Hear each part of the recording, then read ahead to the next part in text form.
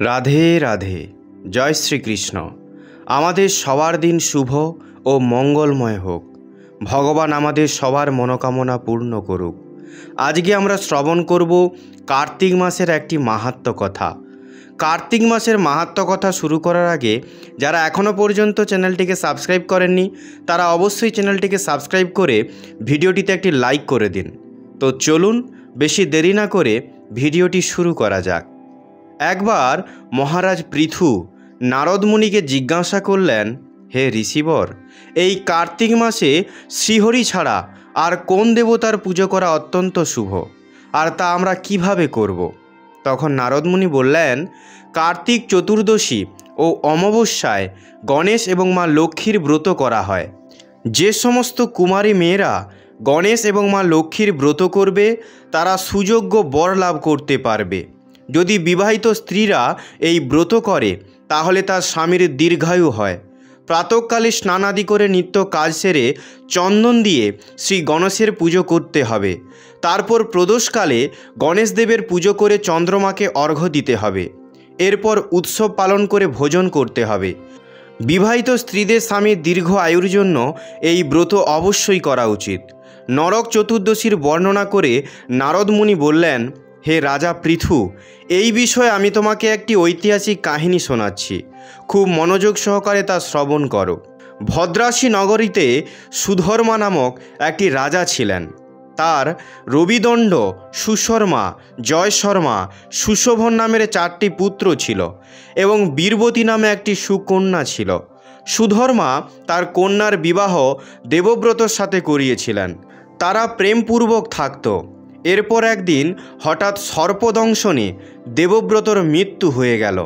এই দেখে বীরবতী জোরে জোরে কাঁদতে লাগলো।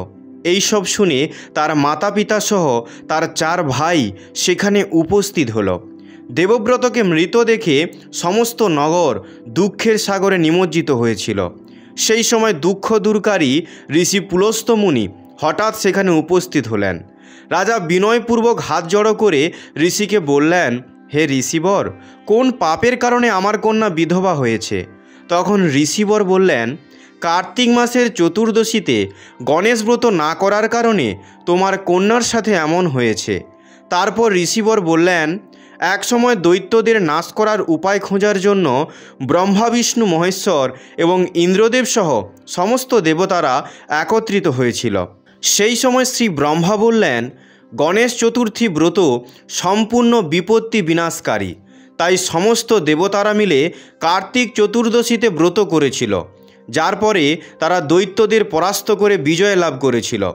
বিজয় হওয়ার পর সমস্ত দেবতারা গণেশদেবকে বললেন, তোমার যা ইচ্ছা তাই বর চাও। তখন গণেশদেব বললেন, যে কার্তিক চতুর্দশী ব্রত করবে তার স্বামী চিরঞ্জীবী হবে। সমস্ত স্ত্রীদের এই ব্রত অবশ্যই করা উচিত।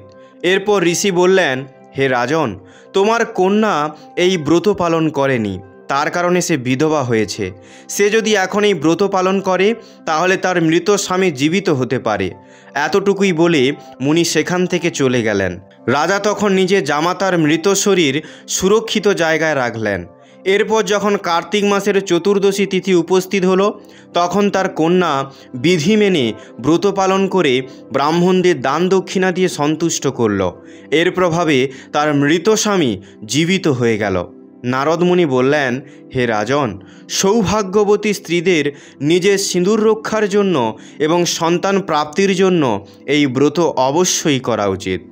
আপনাদের যদি ভিডিওটি ভালো লেগে থাকে তাহলে ভিডিওটিতে একটি লাইক করে এটি পরিবার ও বন্ধুদের সঙ্গে শেয়ার করে দিন, যাতে তারাও ভগবানের কথা শ্রবণ করে ভক্তি মার্গে চলতে পারেন। আর হ্যাঁ, যারা এখনও পর্যন্ত চ্যানেলটিকে সাবস্ক্রাইব করেননি তারা চ্যানেলটিকে অবশ্যই সাবস্ক্রাইব করে পাশে থাকা বেল আইকনটি ক্লিক করে দেবেন, যাতে পরবর্তী ভিডিওর নোটিফিকেশান সর্বপ্রথম আপনার কাছে পৌঁছাতে পারে। কথা হবে পরবর্তী ভিডিওতে। আপনারা সবাই ভালো থাকবেন, সুস্থ থাকবেন। ধন্যবাদ। জয় শ্রীকৃষ্ণ। রাধে রাধে।